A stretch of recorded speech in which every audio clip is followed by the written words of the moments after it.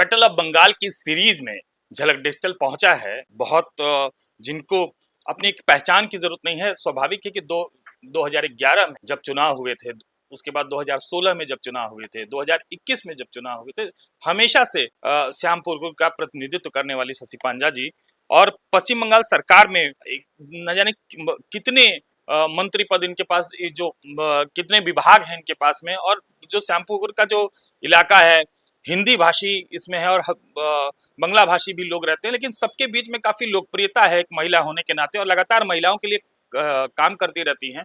जो पद भी इनके पास है, स्वाभाविक है कि महिला और बाल कल्याण विभाग का अलग से दायित्व दिया गया है। और ममता बनर्जी काफी मानती हैं, जो तृणमूल सुप्रीमो हैं, और ये परिवार से आती हैं, स्वाभाविक है कि अजीत पांजा जी पूरा देश जिनको जानता है। और इन्होंने भी जो पहचान राजनीति में इतने इसको बहुत ज्यादा समय नहीं मानते हैं, लेकिन जिस तरह की इनकी अपनी छवि है वो काबिले तारीफ है और निश्चित तौर पर लोगों के बीच में काफी लोकप्रिय हैं। शशि पांजा जी, बहुत बहुत पहले तो झलक डिजिटल में आपका बहुत बहुत स्वागत है। बहुत बहुत धन्यवाद। आप झलक डिजिटल हम तक पहुंची, इसके लिए आभार प्रकट। हमको वोट दिया, किसने हमको वोट नहीं दिया, ऐसा ना सोच के सबके लिए। जब वो कहते थे कि जब मैं कैंडिडेट हूँ तो मैं एक पॉलिटिकल पार्टी का कैंडिडेट, लेकिन जब मैं निर्वाचित हो जाता हूँ मैं सबके लिए वो सांसद है, संघ सांसद हूँ, एमपी। ये सोच भी तो एक बड़ा, ये सब हमने देखा। और बाबा रहते वक्त जब माँ चली गई तो माँ ऑर्गेनाइजेशन, पॉलिटिकल ऑर्गेनाइजेशन उत्तर कलकत्ता वगैरह में देख, तो वो जैसे मेरे कंधों में आया। बाबा बोले आप लेडीज का देख लो, तो वो देखते देखते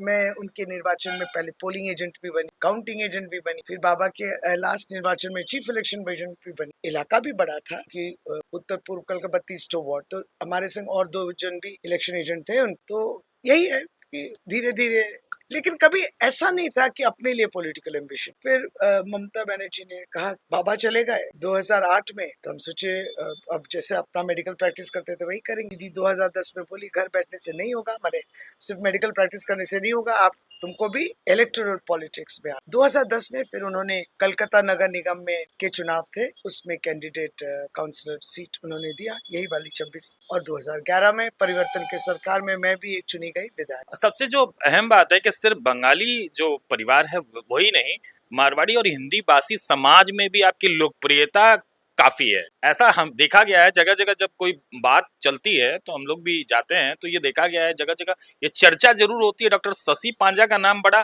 क्लियर है। सुन, ये उनका बड़प्पन है, क्योंकि हमेशा लोग जो है ये बातें बोलते नहीं है। तो ये आपको महसूस हुआ, आपसे मुझे ये इस बात की खबर हुई तो अच्छा लगता है, और भी इसको लेके मैं काम करूंगी। और हम लोग कभी हमारे क्षेत्र में Bengali speaking, non Bengali speaking सभी को ही है, लेकिन कभी दोनों में फर्क नहीं है। ये दुर्भाग्य है कि प्रतिपक्ष हमारे जो भाजपा है ये ड्राइव देने की कोशिश कि भाई बंगाली वोटर है तो शायद टीएमसी को जाएगा, नॉन बंगाली तो वो हमको मिलना चाहिए, माने भाजपा को मिलना चाहिए। ये बहुत अनफॉर्चुनेट, ये होना नहीं चाहिए, ये होना ही नहीं चाहिए। जिसको जैसे चुनना है चुन सकते हैं। देखिए एसआईआर में एक नैरेटिव था, भाजपा बोली कि मुसलमानों को हटाना है। हमारे यहाँ तो पूरा हिंदू क्षेत्र, कहने बंगाली अगर आप देखें तो हिंदुओं के नाम बहुत कटे, अगर उनका ही नैरेटिव आपको फॉलो करना है तो ये सुनाने के लिए बहुत बड़ा कुछ बोल देते हैं। लोग तो साधारण रूप से सोचते हैं, आसपास की खबर रखते हैं, तो कहाँ कौन से जिले में जाके वो खबर रख रहे हैं कि असलियत में हिंदुओं के भी नाम निकल रहे, माने डिलीट हो रही। तो लेकिन ऐसा कहा जाता है जैसे हम लोग कुछ तोषण कर रहे हैं, किसी को सेव कर रहे हैं। हम लोग तो लीगल वोटर को सेव कर रहे हैं। तृणमूल कांग्रेस ये मानता है कि वैध वोटर की जगह जैसी थी वैसे ही होनी चाहिए। अवैध वोटर के लिए हम लोग नहीं लड़, लेकिन आप जानते हैं किस तरीके से इस मुद्दे को पेश किया जाए। तो ये विभाजन भी क्यों होगा हमारे क्षेत्र? हिंदी कौन बोलता है, बंगाली कौन बोलता है, कौन झारखंड से है, कौन बिहार से, कोई फर्क।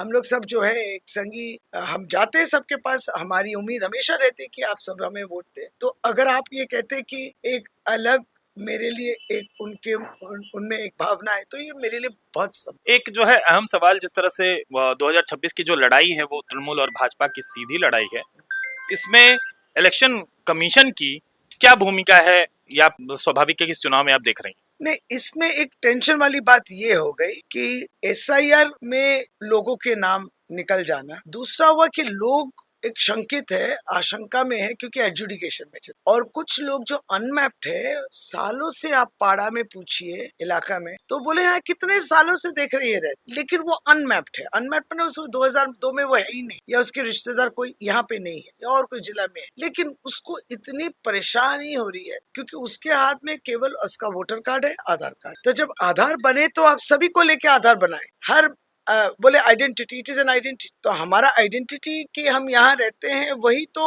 इस्तेमाल करके आदमी वोटर कार्ड बनाता है या बैंक का किताब खोलता है। अभी भी केवाईसी में आपको आधार पूछे, तो अचानक आधार को डी लिंक क्यों किया? लेकिन अगर दोबारा मैं उसी बात पे आऊँ, चर्चा ऐसा होगा कि बंगाल एक जगह है जहाँ आधार फॉल्स बनते हैं, क्या मशीन हमारे पास है, बहुत लोगों को। देखिए, आप 100 को फॉल्स आधार कार्ड मिले तो उसको खारिज कर दीजिए, लेकिन उस वजह से आप 10 करोड़ जनता को रैंसम में रखें। जैसे ESIR के चलते बोले कि आपके मम्मी पापा और संतान में 15 साल का गैप, अमर्त्य सेन के बाद के समय, उन समय एक तो है कि हाँ जल्दी शादी भी हो, दूसरी बात है कि उस समय उम्र को लेके कौन इतना माने करता नहीं, किसको मालूम कि 2002 में ये हो। तो अगर उनका फर्क ये हुआ तो लेकिन वो भी लॉजिकल में हो गए। तब इलेक्शन कमीशन ये उदाहरण देती है कि कभी भाजपा देती कि नहीं, उत्तर 24 परगना में कौन से बॉर्डर में 50 संतान ने दिखाया कि एक ही पापा है, तो अगर वो गलत है तो